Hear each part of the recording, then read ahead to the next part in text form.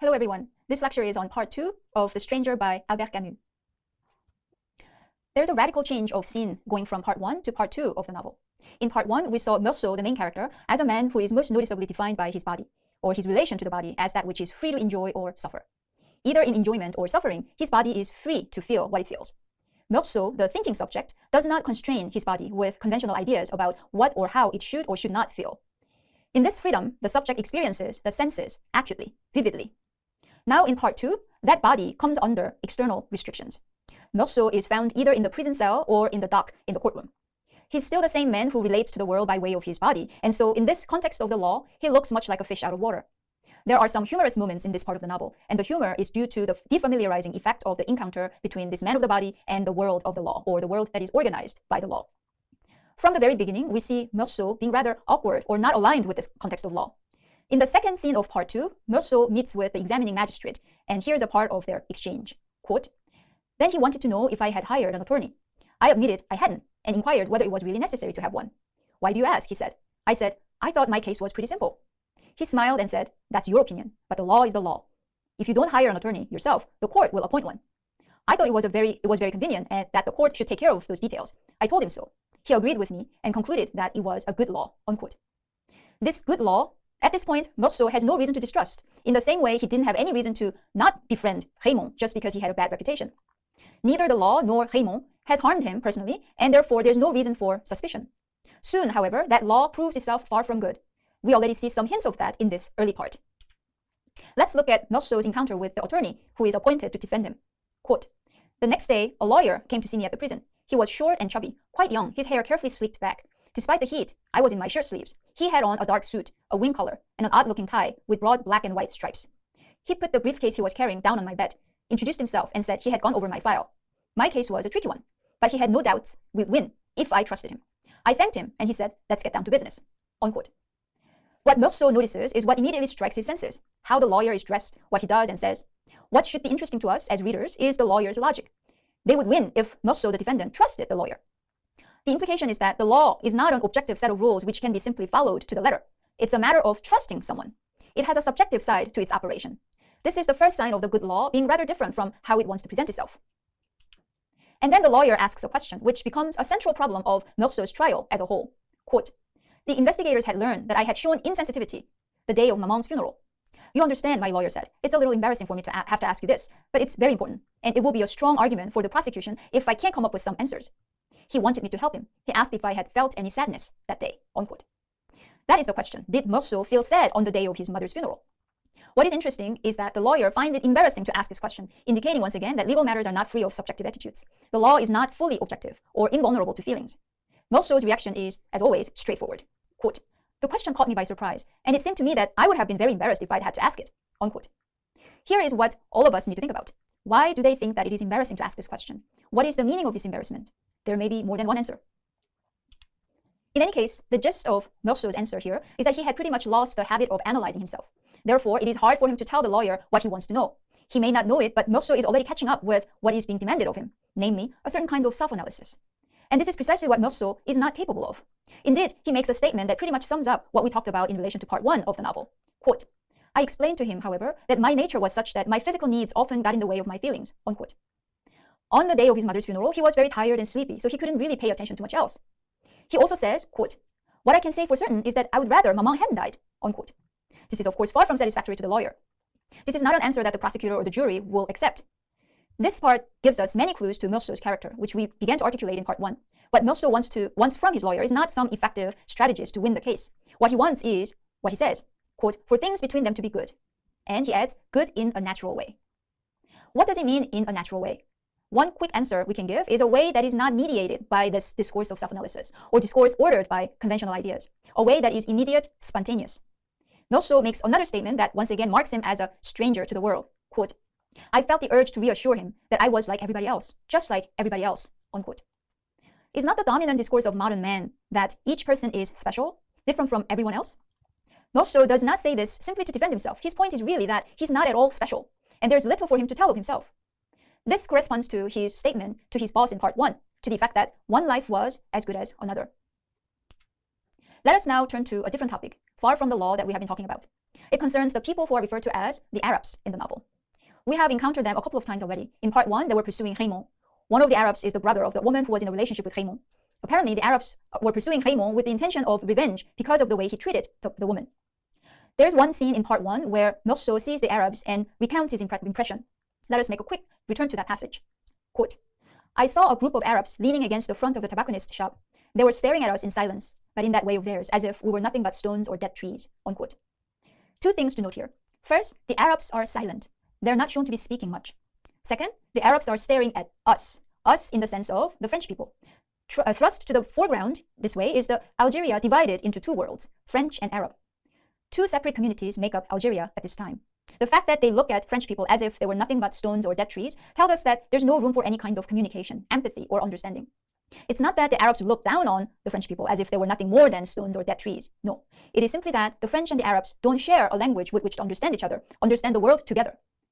The fact that the French people perceive the Arabs this way probably means that the French people also look at the Arabs as if they were nothing but stones or dead trees.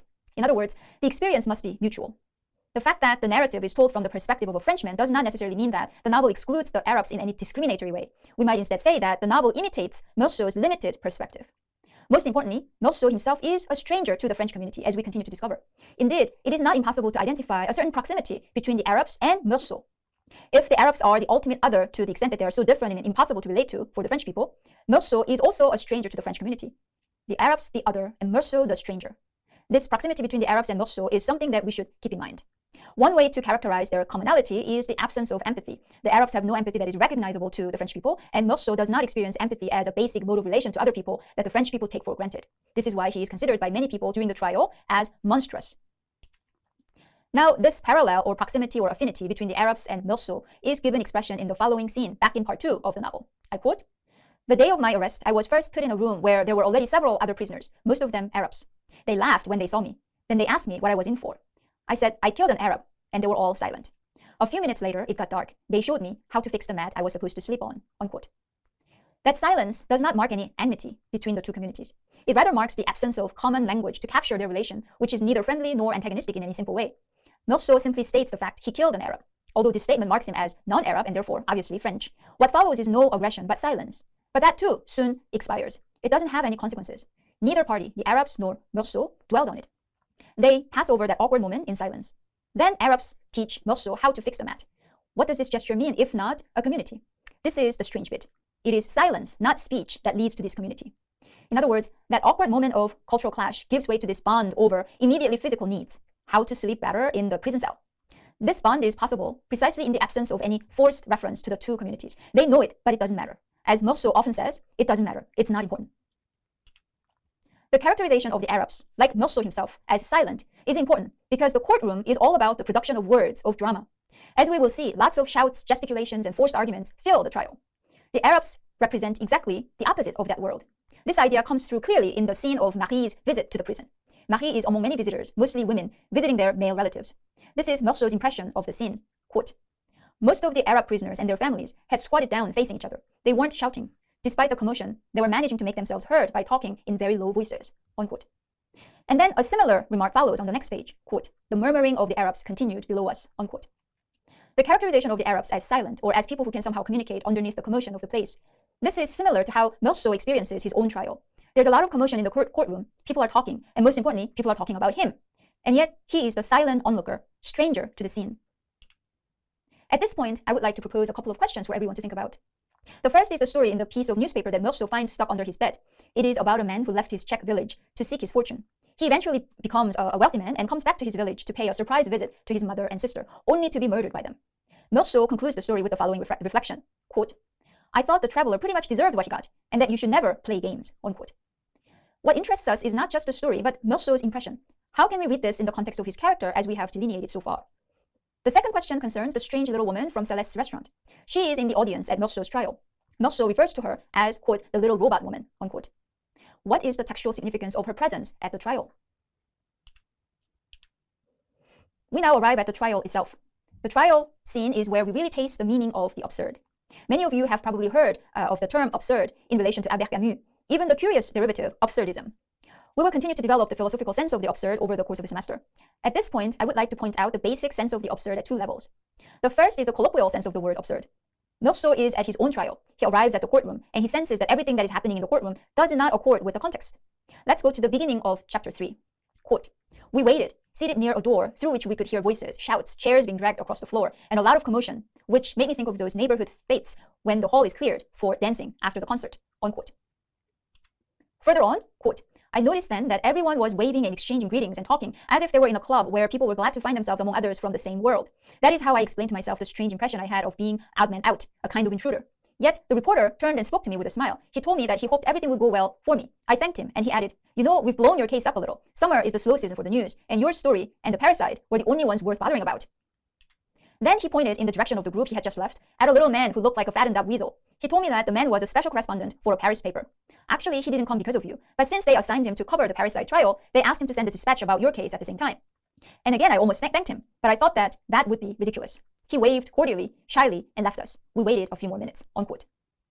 The whole context seems completely misrepresented by the way things are going in the room. What is absurd about this scene is that the trial doesn't seem to be a solemn occasion, but rather a social occasion where people gather to enjoy themselves.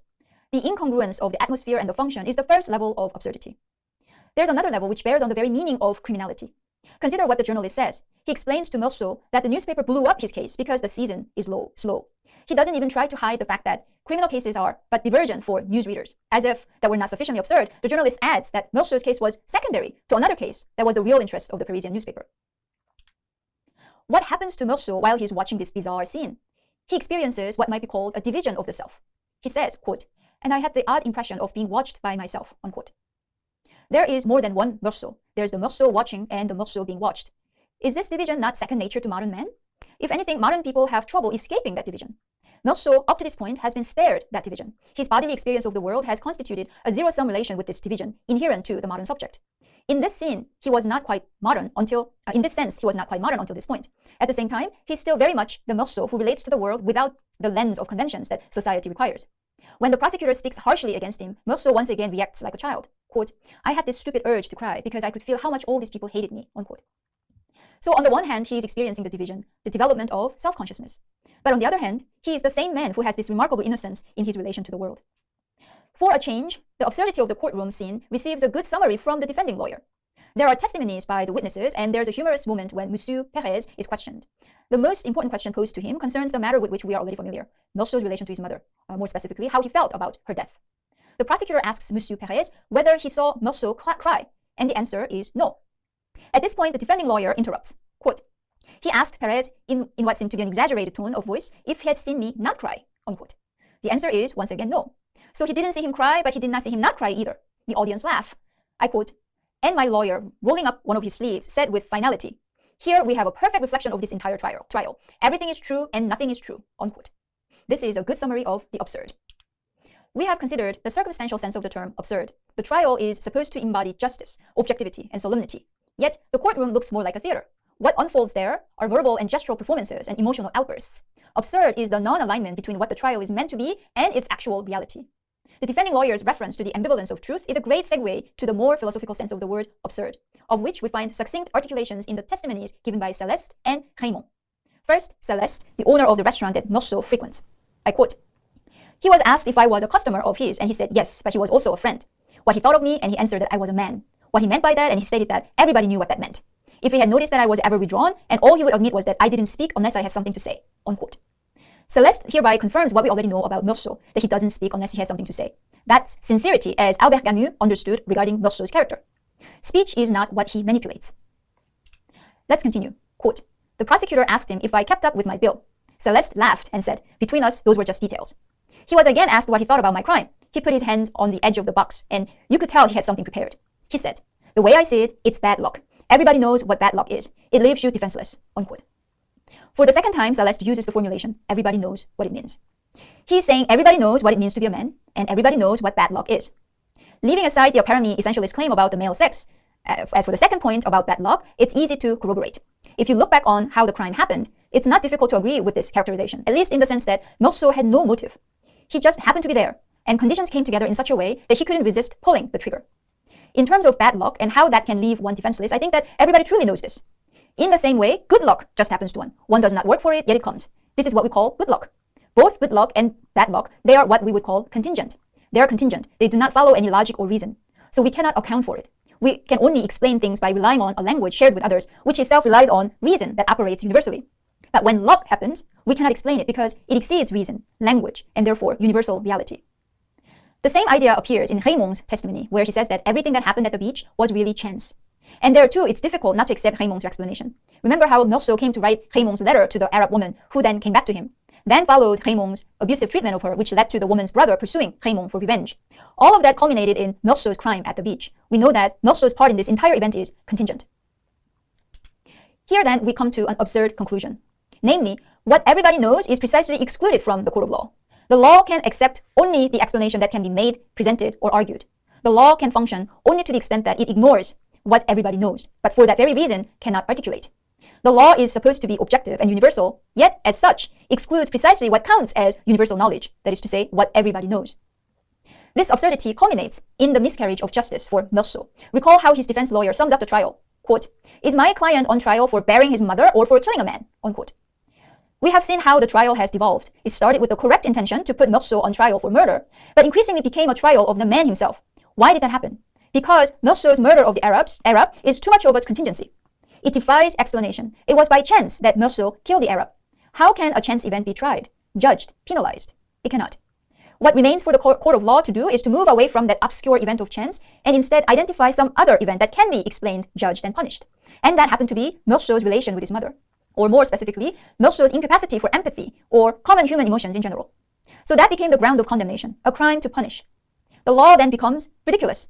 The law is there in name only. In the name of the law, the court condemns a crime that the law does not recognize. Meursault sums up this absurdity in one striking passage. At the end of chapter 3, he says, quote, "As if familiar paths traced in summer skies could lead as easily to prison as to the sleep of the innocent." Unquote. In other words, whether one ends up in prison or the sleep of the innocent, these paths are not separated by a great distance. One could easily end up in one place or the other, as easily in one place as the other. This is an expression of contingency. Meursault articulates it perfectly from his childlike, immediate perception of the world. This is the end of our lecture today. Thank you for your attention.